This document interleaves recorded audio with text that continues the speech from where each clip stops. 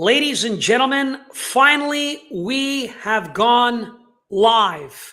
We've been trying for 20 minutes to go live to talk about this show. Wow, finally. Something was going on with the feed, folks. They don't want us talking about this particular topic, the different levels of heaven, as per Enoch, Jewish mysticism. What do the Christians say? How many levels are there? 3, 7, 10, 1? We'll talk about it today with my guest, Gary Wayne. We're here. We're live. Fasten your seatbelts, everybody. Get ready. The show is about to begin. Welcome to the Reveal Report.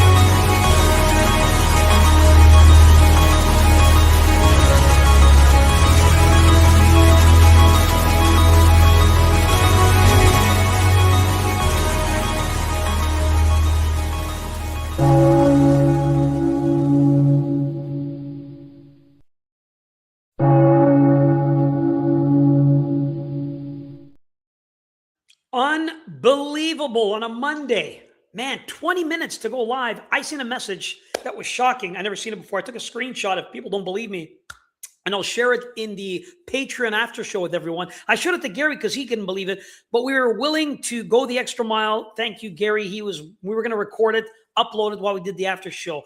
Somehow, right there, just as we were about to begin, it went live. So here we are. Thank you so much. All right, guys.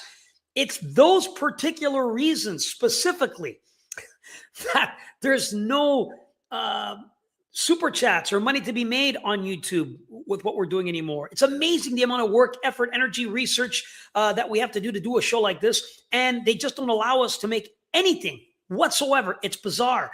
PayPal shut me down. Nothing. The only source of revenue I got coming in through anyone is here through Venmo. So if you're able to support this show, show your love, show your support. You want us here every Monday, 8 o'clock to talk about these type of things, guys. We appreciate it. Go to Venmo, user account name, George Iceman. That's George Iceman on Venmo. Everything and all goes a long way. On that note, 3 people this week already came in. They saw the work and effort and energy. They appreciate it. I got to do a shout out. Lisa M., the original. God bless you. We love you. We thank you. We appreciate you. We can't do this show without you. Thank you. Shannon H., thank you. Coming in strong this week. We appreciate Shannon. And Mr. Burns. I love you, Mr. Burns. Thank you for the spiritual advice, the prayers, the knowledge, wisdom, support, and a little something to buy dinner and coffee. It goes a long way. Lisa M., Shannon H., Mr. Burns, thank you for showing your support on Venmo. If there's anyone else out there, please, I'll give you a shout out on air as a special thanks. We appreciate it because it goes such a long way. On that note, guys, what's going on in October? People were asking, you guys haven't done a retreat in years. Here it is, ladies and gentlemen, the New Orleans Supernatural Conference. It's happening Saturday and Friday, October 23rd, 24th in New Orleans. Me, Jesse Sobolder, and some special guests are going to be there. We haven't announced. There's going to be vendors, so things you could purchase and buy if you're interested. It's going to be at a hotel, so we'll have the lobby. You'll be able to get a discount on rooms if you're staying in the same hotel. And for the VIP ticket holders, we're going to go and have a great lunch, and then we're going on a VIP haunted museum tour. We're going to see artifacts. We're going to go through these things. It's going to be an unbelievable experience. The New Orleans Supernatural Conference with the Reveal Report, myself and Jesse, Friday, October 23rd, Saturday, October 24th. We hope you can make it. It's going to be great. So stay tuned for more details. All right, without further ado, my guest and author, the man who gets millions of views on every other channel, hundreds of thousands, now getting requests to do on some TV stuff. But on my show, I'm blocked. I'm not allowed to do lives. I get only 4,000 or 5,000 views. I mean, with him, we usually bump to about 7 to 10. So, but there's some type of a boycott. They don't want us talking about it, but he's here. He's staying loyal and true. This is one of the first shows I'd like to say that he did, and he's with us for almost 5 years now, and I love him very dearly. Please welcome Gary Wayne. Well, thank you for inviting me back. And yes, I'm always going to be loyal, and hopefully we can break through the haze and get the word out there. Gary, I'm so happy because you're the right guy for this. We're going to get into it. The different levels of heaven. What did Enoch and Jewish mysticism say about heaven? I always comb social media, whether it's TikTok, YouTube, Instagram, get the videos that are going viral and popping up. So the first video covers the overall. It's kind of biblical, but it covers some very interesting stuff. I don't know if this is the one I sent you, but it's one of them we're going to play. So I'm going to play this first video, and then we'll begin to break it down. Ladies and gentlemen, please turn up your volumes. Take a listen to what this channel had to say. Here it is. Did you know the Bible describes multiple heavens? But how many are there really? Jewish tradition teaches 7 levels of heaven, but what does the Bible actually say? 2 Corinthians 12:2 says Paul was caught up to the 3rd heaven. Wait, 3rd? That means there are at least 3. The first heaven is the atmosphere, the sky where birds fly. Genesis 1:20 calls it the firmament of the heavens. The second heaven is outer space, the stars, planets, and galaxies. Psalm 19:1 says, "The heavens declare the glory of God." But Ephesians 6:12 reveals something darker. The second heaven is also where spiritual forces of evil operate. It's a battlefield. The third heaven is paradise, the throne room of Yahweh, where Paul heard inexpressible words. Jewish mysticism teaches 7 levels: Shemayim, Rakia, Shehakim, Zebul, Mayon, Mashon, and Araboth. But these come from tradition, not scripture. The Bible only confirms 3 heavens: the atmosphere, outer space, and God's dwelling place. Revelation 21:1 promises a new heaven and a new earth. And whether 3 levels or 7, what truly matters is this: heaven is where Yahweh is, and believers will dwell there forever. The third heaven exists. Paul saw it. The question is, will you be there? Good little video. It talks on the mysticism and the Jewish belief of the 7 heavens. And then he gets into some biblical terms in regards to the 3 heavens. So I'll pass you the microphone, let you start where you'd like, and let's get into it and break down the video.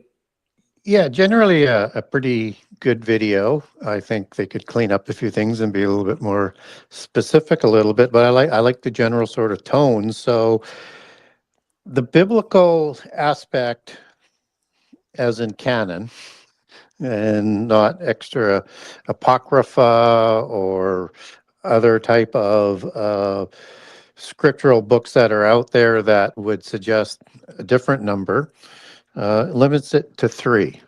But that doesn't mean there isn't a connection to 7.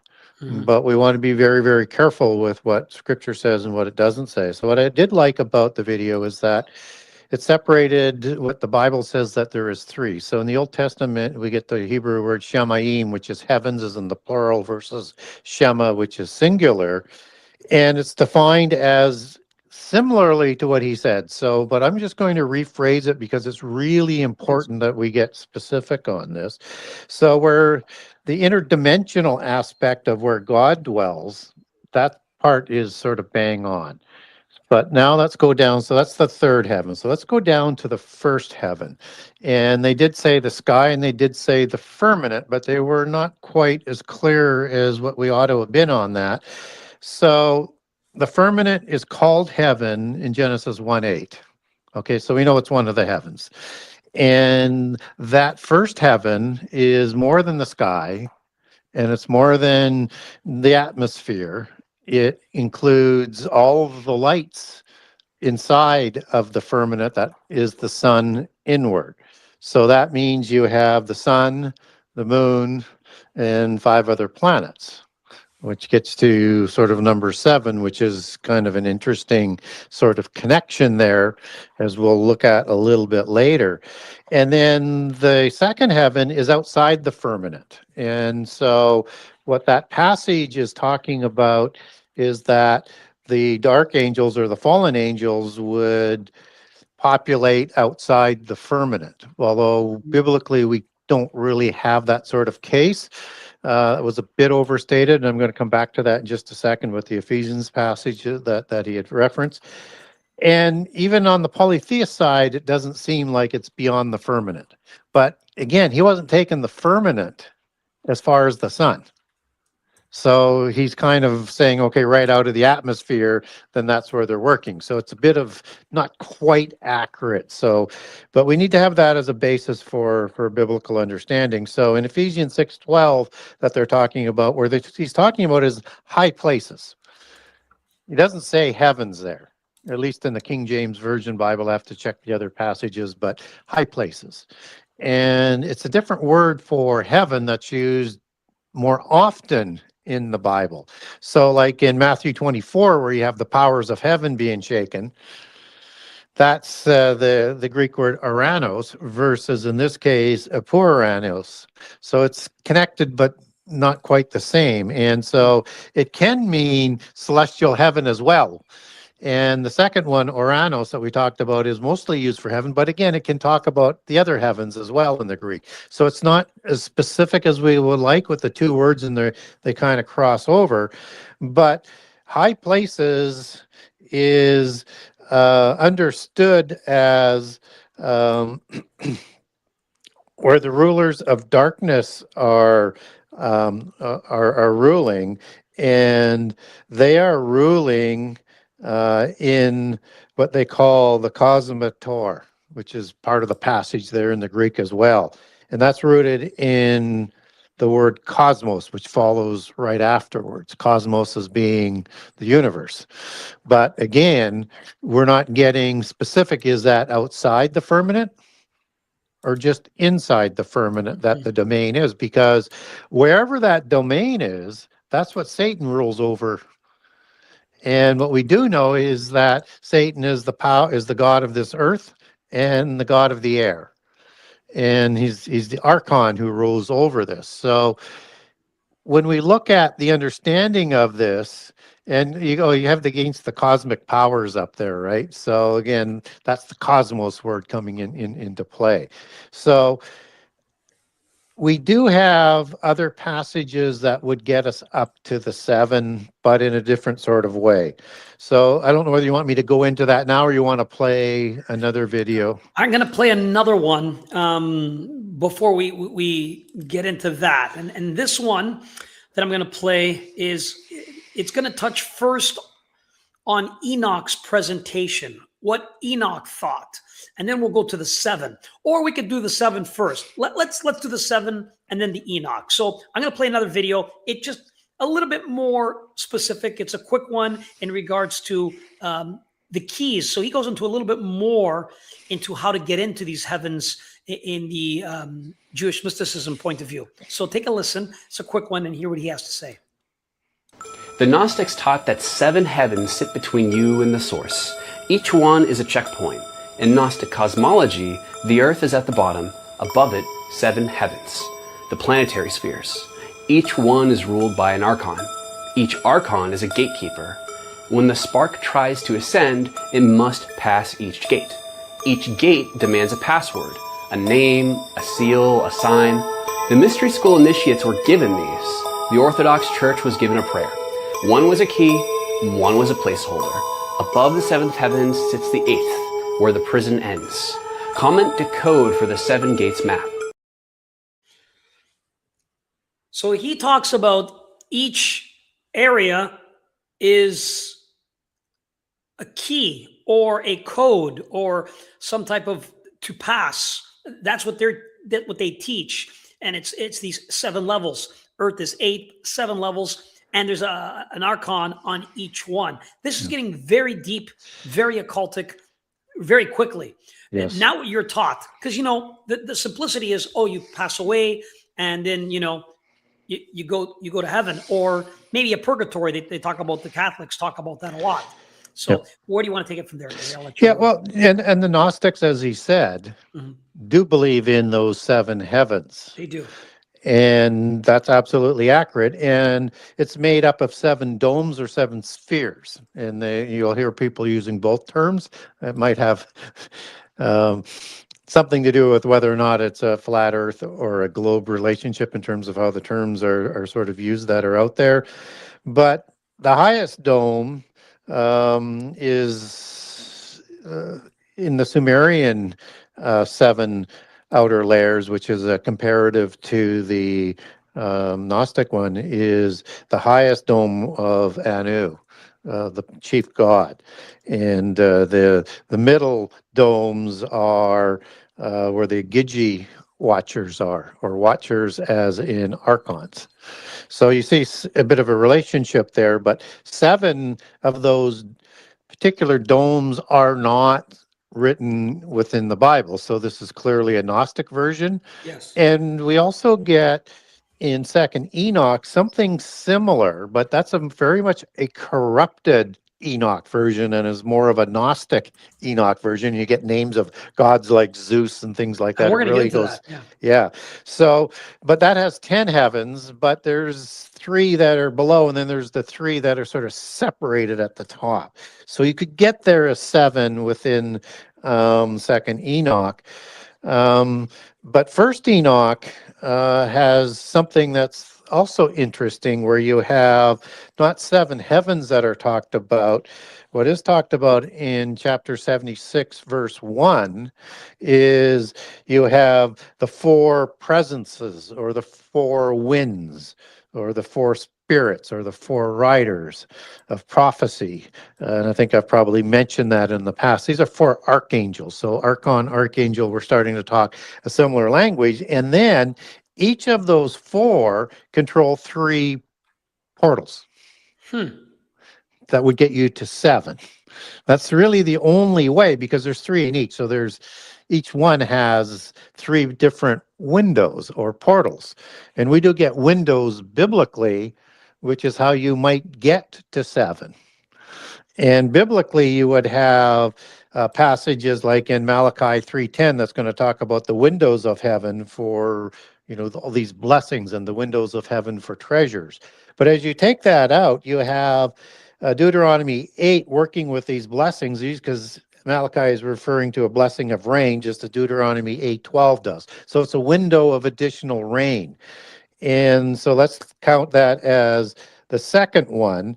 And the first one, though, would be connected with the storehouses of wind, lightning, vapor, and rain as well. So there's a separate one that has more things in terms of what it produces. And then you also have separate storehouses of hail and snow that are within the heavens, or second or third heaven, but likely the first heaven, which is the firmament. So that's how you would get to 7.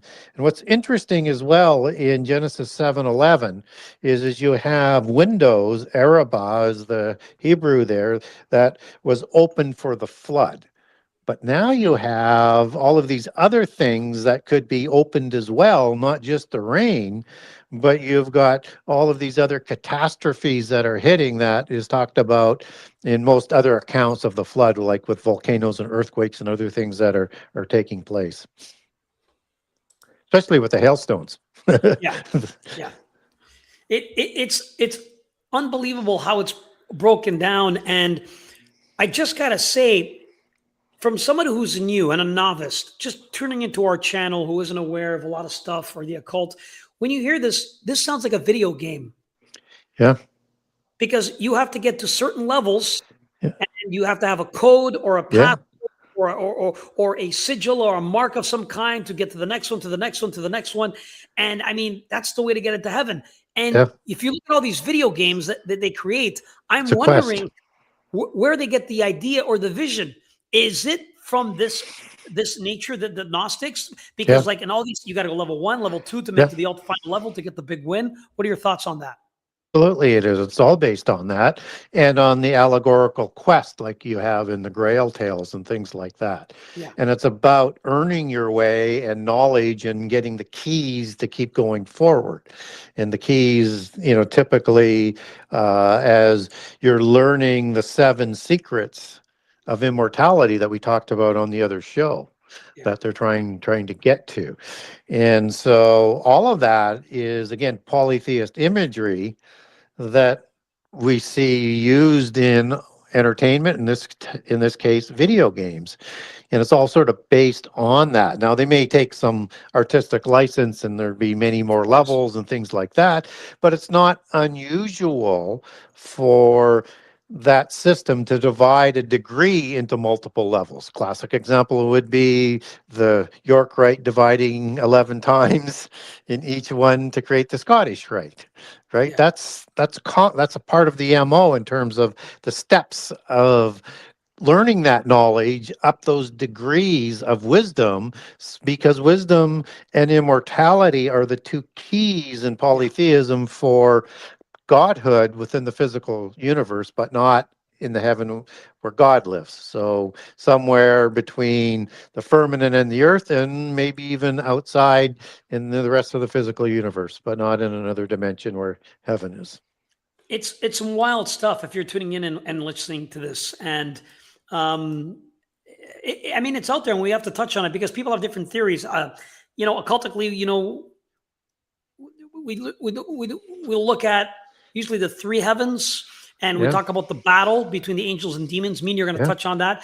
But I Yeah. want to first go to the third one, which is Yep. Enoch and his controversial teaching of what he believes in. This is a quick video that'll give the basis to the viewer, and then we could break it down. Turn up your volumes, take a look. This is what some YouTube videos claim is the teachings of Enoch when it comes to 10 heavens. Here it is. Enoch saw the 10 layers of heaven. Phanuel guards the throne. The book of Enoch, chapter 40, names 4 archangels of the presence: Michael for mercy, Raphael for healing, Gabriel for power, Phanuel for the throne. Phanuel is the doorkeeper. Enoch ascended through 10 heavens. First, clouds and dew. Second, the chained watchers. Third, the Garden of Eden. Fourth, the paths of sun and moon. Fifth, the giants and the sinners. Sixth, the record-keeping angels. Seventh, the cherubim throne court. Eighth, light beyond comprehension. Ninth, the zodiac. 10th, God himself and Phanuel at the door. The Vatican removed this from canon in 364 AD. Ethiopia still venerates Phanuel by name. The Eastern Orthodox Church too. The Bible you read is missing an archangel. The Bible missing an archangel, 10 levels. Let's break this down. What are your thoughts first on the video? Yeah, so also Raphael is also part of the 4 archons in First Enoch, not Second Enoch. As we said, Second Enoch is more polytheistic, more Gnostic, and could be either just a corruption of First Enoch, or it's from Enoch, son of Cain, versus Enoch, son of Jared. So we want to sort of keep that in mind as well. And what's interesting in those 10 heavens is the 7th heaven has a throne of God, but so does the 10th. And you may find that a bit confusing, particularly if you're just reading sort of Second Enoch. So which one is where the throne is because what he didn't finish off was the 10th is the first home and throne of God, as it's described. So God has places in different realms in the book of Enoch and biblically where his throne is going to be. And we see his throne on a chariot in Ezekiel 1, 3, and 10, for example, right? And it's mobile. So in the first book of Enoch, within the earth, within Sheol, within Hades, there's actually 2 locations for God to have his throne location. So it's not unusual to have 2 associated with the books of Enoch for God. And we do know that God has that mobile chariot for the seemingly physical world. But there's a separate one where the throne of God is, where we would get the throne settings of the four watcher groups, including the archangels, which we have four that would sit around the four sides as the four presences, as First Enoch talks about, and as they're described as ruach and winds of prophecy, the four riders in Zechariah 6, the four riders in Revelation 6, and the four winds of Second Exodus and rapture. They participate in the great events of the Holy Covenant. And so when you get the Josephus account, I know I'm off on a bit of a tangent here, Okay, please. of the destruction of Jerusalem, you have these chariots and the host of the angels, but not Jesus there. Yeah. Those chariots are saying you rejected the covenant, you rejected your Messiah, you've had 40 years of punishment, and now the ultimate declaration, we're going to destroy the city and you're going to be dispersed to the world through the curses of the covenant that you violated, right? So they're there all the time. We don't recognize this because we're not taught who these four presences are. Can you run down those four presences again for everybody watching, please? Yeah, so it would be Michael as the archangel. It would be Raphael as the archangel. It would be Gabriel as the archangel, and Uriel as the archangel. As they're mentioned in Enoch, and also Phanuel was also mentioned as part of the four. So that seems to be, again, perhaps a corruption coming down through translations over time. It's one or the other. What we do get is in the KJV Apocrypha, Uriel and Raphael, but not Phanuel. So I would lean more towards Raphael than Phanuel. I want to rally back to the three heavens because I learned a lot when studying the occult, and there's like, we always refer to the three heavens. That's the more specific, the three heavens. Yeah. And, there's the first, the second one is the battle between angels and demons. And you have to go through that before you get to the third and final heaven, where the Lord and the angels are. But, it's a battle in that second heaven. John Ramirez, former Satanist, turned preacher, speaks about this, of him fighting in the spirit and trying to experience the first and second heaven. He explains it. He goes into it. Maybe just touch on that briefly. What they say about it, whether it's Catholics, Christians, but they do believe, the majority believe in the three heavens. What are your thoughts on that? Yeah, I think, we get biblically the three heavens. So we know that that's the case, and we know there's the windows of the storehouses. And I broke that down where it's likely those four storehouses. And so that would be part of likely the first heaven, but we're not told specifically, so it could be part of the second heaven as well, but it's part of the physical universe anyway, so it's one of the two. And where the principalities, which is arche, and the powers, which is exousia, and the rulers of darkness that rule from in the high places. We don't know whether that's the first heaven or the second heaven. I think likely it's the first heaven because of the bounds of the firmament. But again, we don't have scripture that would explicitly say that. And when you look at Satan's in Ezekiel 28, where he might be going more than just in places that's within the sun to the earth, but maybe that's also been restricted at some point in time as well.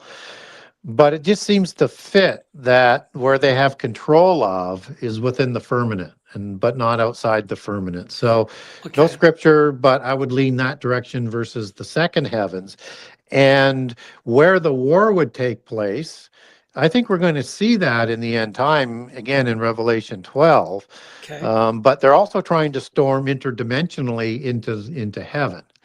Now, an interdimensional heaven would probably occupy all of the first two firmaments, not just one. The first two heavens. So it's like the inner earth, where you have the solid physical aspect of it, but Hades and Sheol is in another dimension in the same space. I would imagine first and second heaven also being in the same space that the interdimensional heaven might be. Gary, here they have, okay, the third heaven, which is where the Lord is, which is above or past our planetary systems. And we're talking simplicity Yeah, and that terms. makes and that doesn't make any sense, George, because Yeah. when you get into it, these seven spheres or domes ruled over by seven archons, these are what First Enoch would call the seven Satans. The seven Below. Satans. Yes, these are the seven wandering stars within the firmament: the sun, the earth, the moon, Venus, Saturn. I won't Yes. go through all of them, right? And the seven are also understood with the same gods in the days of the week, just using three different pantheons for seven of these gods. And so these three planets are associated with the three major Satans, or I mean, the seven major Satans as the wandering stars. And biblically, they're inside the firmament, and the sun would be outside. Outside the The firmament. outside, it would be at the edge of the firmament, just inside or just outside. We don't know, but it's from the sun in because it was placed in as one of the lights. Huh. So again, just in novice terms here. So the firmament is our sky. So there's the Yep. earth, there's the sky, there's a firmament. It's biblical, and Yep. scientists do talk about this firmament. And then you start getting into the cold darkness with the planetary systems and the galaxy, and this is where we get now we're getting into it. And Yeah. then when you surpass all of that, that's the third heaven. But that's quite a void of space from the if you're referring to it as a second heaven. There's a lot that transpires in that seventh heaven from different planetary systems, maybe different species, alien beings. I mean, who knows? There's just a lot. And let me just say for the record as well, there's going to be other planets outside the sun, and that's where all of the stars, for the most part, are populated, right? That would represent also all the angels, whether loyal or disloyal. So it's big. It's the second heaven is huge. Yeah. Yeah. It's a big space. Now, they discuss this war, this battle, which I want to touch on briefly, between angels and demons, Gary. And this is happening, whether it's the second heaven, whether it was in some descriptions, whether it's the fourth or fifth heaven, and in other descriptions, whatever the case may be. What is your take on this battle that's happening between angels and demons? Is this happening daily? Is this happening every week, every year? What's happening in this plane where angels and demons are fighting each other? I think it happens in probably cycles. Okay. And nothing is new under the sun. What was will be again. If you're for an older Earth age than the 6,000 years back to Adam, and you follow a gap within Genesis 1:1 to 2, and that you have a renewal in the next 6 days, but in that gap, there would have been a war that would have destroyed the earth by fire down to its foundations, and that fire is reserved for the end time. Again, you get this understanding that this rebellion would be sort of ongoing, which is why you have Satan showing up in the Garden of Eden, which is why they're going to create the giants. It's this ongoing sort of battle, and it's just how often it gets to the point of war breaking out that we don't really get sort of biblically, but the polytheists believe it happens on a more regular scale than what people think. And so 1879 is a number that is used in polytheism as when another incursion started and another war in heaven started, and that leads into the end time. And you got to remember, as a day is like, for God is like 1,000 years. This could be a little bit longer process that's being played out leading up to the last 7 years. But there is a war in heaven that's coming in the end time again. Okay.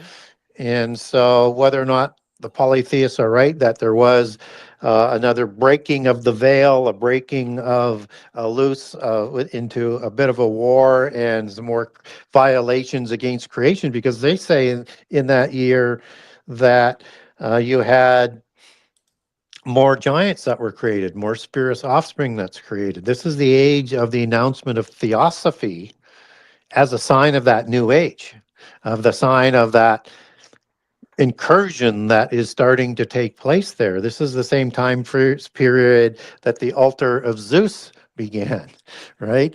This is an important period of time with the Industrial Revolution taking place and expanding at a great rate. A lot of different things start to happen. There's a lot of polytheist scripture and archives that surface in that period of time. And I'm not saying that that's but I am saying it when they're saying that it's what they believe. So they believe that there's more wars that have been going on and have been ongoing against the God of the Bible. All right, Kerry, I want to touch on something that Enoch said. And I find it interesting with this stuff because it does fascinate me on how he breaks it down and where this information comes from, how it gets there. The mystery schools definitely talk about it in Jewish mysticism for the seven heavens. I'm just curious on Enoch, and I want you to touch on it, please. The second heaven for Enoch is the place where the fallen ones, the fallen watchers, are placed. And which book are you referring to here? Enoch. First Enoch? Yeah. So he goes on to say that it's a group of angelic beings from the ancient Abrahamic and Jewish acropolitic lore, mostly famous and detailed in the book of Enoch. They were tasked to watch over humanity, and the rebellious ones that they were placed. And now they're in this place, this second heaven. The reason I bring this up is because the lore or the folklore is that these angels or these fallen ones, whether it's the same, and I want you to give clarity here, or they were placed in chains, and at the end times, they would be released from these chains. So the question is, would they be in one of the levels of hell, or are they still in a level of heaven like Enoch says? A little clarity on that one. Yeah, do you have a chapter where it says that that's located in heaven? Because I don't recall that. The book of Enoch with the Watchers, he claims it's in the second level. Yeah. What chapter? Do you have the chapter on that? Chapter and verse? I'm going to try and get it for you here. Yeah, that'd be good. And I'll just talk while you're looking for it. And Thank you. Let me try and get that for you. I'd like to verify that because I don't quite remember that being as heaven, but I'm not sure which chapter you're talking about in the chains there. But what I would say, though, is the chains are in the prison where watchers are usually held at, and that would be in the pit prison in another dimension, but in the earth, in Hades or Sheol. Okay. So second Enoch. Yeah, second Enoch's a whole different ballgame than first Enoch. Second of Enoch, the book of the secrets of Enoch. Yep. Yes. Okay, there it is. Yes, that's why I wanted to clarify that, because I'm not saying I haven't read it. I'm just not in first Enoch. I've not read that. Okay. And I actually quoted as the book of secrets in book 1 for second Enoch. So yeah, so so in there it's actually placed in the second heaven. And so there it is. There's the second heaven. That's and that would be sort of outside. And that would be outside. There it is. Now, and that's where the occult gets Azazel being hung in Orion. Oh. Where we would have Azazel in the pit prison in the earth in book 1. So that's where they start to draw off of that. And so they believe that Azazel will be the one who comes down to the earth to open up the pit prison in Revelation 9 in the end time, where we have a star that falls. But yeah, he is he said to be hung in the wilderness of Orion. And Wow. I have sources on that, and I keep it on file because some people say, I've never seen that before. Then I give them about 3 different sources on that. I don't use Second Enoch on that, but I should probably add it. But it's true. It does say that in Second Enoch. It does. So there it is. Again, there's a lot of information out there on what people say and talk, and the different belief systems, whether it's that mysticism of the Nordics, Enoch, Christians, Catholics. Again, I was always taught of the three. And the three that I was taught, of course, were what's in the firmament. So the sky between the earth and the firmament. The second heaven, which is the planetary systems, the galaxy, a lot going on in the third heaven, a lot happening just in the three. But Gary, you add 7, you add 10. Yep. Yeah. Then you start adding, you need passwords and codes and keys to Yeah. get into every level to get to the top. We're now into video game business. And I'm wondering, are we taking stuff from these books, from these old wisdom schools and using it and indoctrinating it in kids and movies and TV programs? Yes, it's all coming from the polytheist scriptures, and they can pull from a number of different sources on this. But going to Enoch is one of the favorites, right? So when you look at Second Enoch, it's talking about the giants as the marvelous ones. And where do you think Marvel Comics comes from? Right? Never put that together, Gary. Yeah. So when you get into Third Enoch, which again is heavily corrupted or the polytheist version, then you have Enoch becoming a god through knowledge, which you're gaining as you're going up through these heavens. So it's an allegory for all people or all people of the bloodlines who can become a god in the physical universe, because he's also equated with Hermes and Mercury's as the intercessor between humans and the gods to communicate. And he's also equated with Thoth, the knowledge of wisdom, and somebody who becomes a god through that wisdom, and Idris and a whole bunch of other different names around the world. So you see that sort of imagery. And now both of those two, when you connect Third and Second Enoch, you get that. How do we get to become gods? We're going to ascend through knowledge as you go through this quest and receive the keys to go to each level like a video game. It's exactly like that. That's what the degree system is all about within polytheism. And, in the Avesta version of Zoroastrianism, you have the second heaven as being the stars. So again, you see the consistency of the polytheist version with the Gnostics and with Second and Third Enoch. And again, in the Hindu version of Zoroastrianism, or the Sanskrit version, you have 7 upper worlds as well. Now, they would disagree with the West to a certain degree, although there's probably some nuances to bridge it. They only have 7 lower levels versus 9, which is kind of interesting, but that's a different topic. But understand, again, as I said, the Sumerian version has 7 heavens. 7. Yes. And again, that would be probably the Indo-Iranian and Avestan version as well. So, but Zoroastrianism, as we get it as a religion in the West versus the East, it doesn't exactly name these 7 domes. It just says there's several different layers of domes. It doesn't put that in their description, and Ahura Mazda would live at the top level, just as Anu does. But certainly as you get that into the Persian, which is an offshoot of the Indo-Iranian Avestan version, you get the 7 ones that are named as these 7 domes and things. So they even talk about that. Sorry, they even talk about that. They do. Okay. And the Quran in the Cow 229 talks about 7 heavens within the sky, or the firmament. So again, that one as more of a closer version of scripture to the Bible versus all these other polytheist versions. And I don't want to insult anybody with that. I just want to say that they're talking from the same sort of language the Bible talks about. right? That we talked to. We don't have scripture that says there's heavens outside of the firmament, other than you move into the next heaven.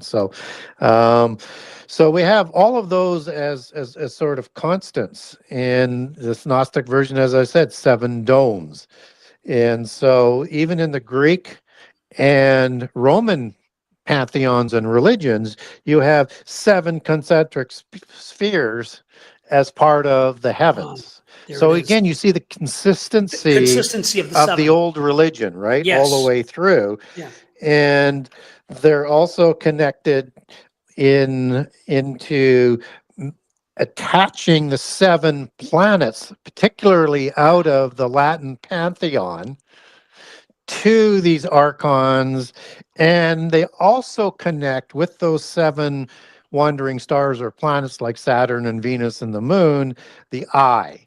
Each one has an all-seeing eye that has different authority. So it's like a subsection of the satanic all-seeing eye, Mm. just 7 different ways, right? So 7 seems to be the number there, Gary, from everything you've broken down. And like yeah, some people are saying, they're going to have to watch this 2-3 times, make notes. The Marvel Comics connection, yeah, how the Arabic view it, the domes. 7 seems to yeah, be the number. 7 seems to be the number.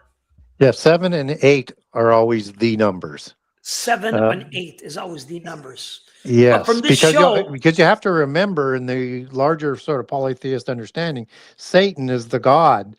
It's the chief Satan. It's like he's not part of the 7 Satans that are yeah, named in First Enoch. He's above that, and he's above the council of the gods. But the 7 and the 7. chief of tens, which gives you 70 over the 70 nations, you start to see that sort of hierarchy.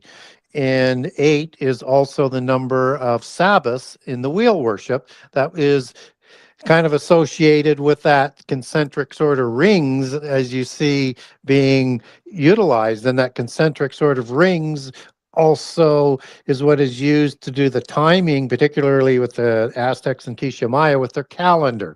It just goes all through their belief system in so many different ways. Um, 7. We got to do a show on the 7.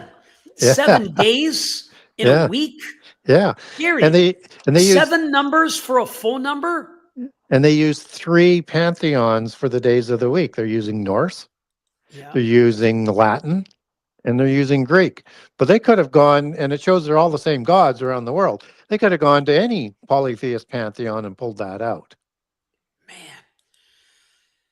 We got to do it. We have to do a show on numerology, Gary. We have to, because these numbers, they have meaning. There's power Yeah, to it, and you've broken it down in so many ways that in this show alone, specifically, this is, and I love, being here and bringing my take, but man, so much to learn with you, Gary. Thank you so much. Again, a few things that I picked up today that I never knew. So incredible. I can't wait to see what you get into in the after show, because we do a Q&A. yeah, And people get to ask you questions, and sometimes your answers are like you got to record it and go back, so much information. So guys, if you want to join us for the after show coming up next on Patreon, the link is in the description. Me, Gary, Jesse, I think will be joining us for the after show. I can't wait. We're going to do a Q&A. It's going to be great. But what an amazing show. Gary, anything you want to add before we sign off tonight? yeah. So the main thing to remember here is that we live in a polytheist world, and everything is designed to counterfeit, usurp, and move us away from the Bible's understanding into its counterfeited version, so that they can lead us away from God. And so it's good to have shows like this that shows the crossovers, but the counterfeiting of it, Yeah. and how they get there with the numbers, and how the Bible gets there with its numbers, but not anywhere close to, in a way, as to what the polytheist side does. But it is so close at times; it's almost like nuanced, because it's a pretty good counterfeit. So you have First Enoch, you get you can get there with the 7 and the windows, as we talked about in chapter 71. And then second Enoch says, okay, well, we're going to take the abyss and we're going to put it into the heavens, and we're going to have 10, and we're going to give you an additional 3 on top of the 7, Wow. and just take Wow. it to a whole new level. And I wonder whether or not that's the ratio that was used for the 7 days of the week, to use 3 and 7, 3 pantheons with Yeah. 7 Don't gods. hold on to that. I don't want you to give too much, Gary, because I'm telling you, everyone here is already saying numerology would be an interesting show. I think between me and you, we are going to have one blockbuster show. I think that's the next one. In a couple of weeks, we will cover numerology and its association, biblically, numerology, the planetary systems, the Nordics, and all the occultic meaning behind some of these numbers. I can't wait to get into it. Gary, we're going to the after show coming up next. I can't wait. Before we sign off, how can people follow and support your amazing work? Yeah, so the best way to get a hold of me or to support my work is to go to my website, the Genesis6conspiracy.com, the number 6conspiracy.com. On that website is a generous excerpt of all 98 chapters of Book 1, all 84 chapters of Book 2, and a small excerpt of the Oprimo conspiracy. And I'm still waiting for the Audible version to be approved for that. So first 2 books are available in digital through Amazon on Kindle and Amazon Audible. Book 2 is also available on Kindle, but Book 1 has been held up by Amazon, and we're moving towards a second Audible version that will go on other platforms while we straighten it out with this some sort of AI problem that they don't want to put it up. It's more with the producer than with the voices, because we interviewed the readers, but we're in this loop of it's not being approved yet. So we'll have to see where that comes out. So hopefully we'll have an Audible version up there pretty soon as well. So you can get a signed copy from me from the website. Go to the Buy Now page. Buy page 1 is for Book 1 with discounts for multiple purchases. Buy page 2 is for Book 2, again with discounts. Buy page 3 is the Oprimo conspiracy. Buy page 4 is bundling for books 1 and 2 with discounts, and buy page 5 is bundling for all 3 books. And so you can also link over directly from the website to Amazon.com, Amazon.ca, and BarnesandNoble.com, and also over to the Kindle versions of the first 2 books. And when I get the Audible version, I'll get the website completed for the Oprimo conspiracy and all of the links up there. Love it, Gary. I think she speaks for most of everybody when she says so much information in one show. Thank you, George. Thank you, Gary. Thank you. Great stuff. A lot of people loving it, and I love having you. Guys, on my end, I just want to say thank you so much for supporting. And don't forget, guys, listen, mark your calendars. It's going to go down. The New Orleans Supernatural Conference. 2 days, Friday, October 23rd, Saturday, October 24th. We're going to get into some stuff biblically. We're going to have some topics that we're going to cover. We are going to get into politics and the occult end of politics, something we never, ever, ever cover on YouTube.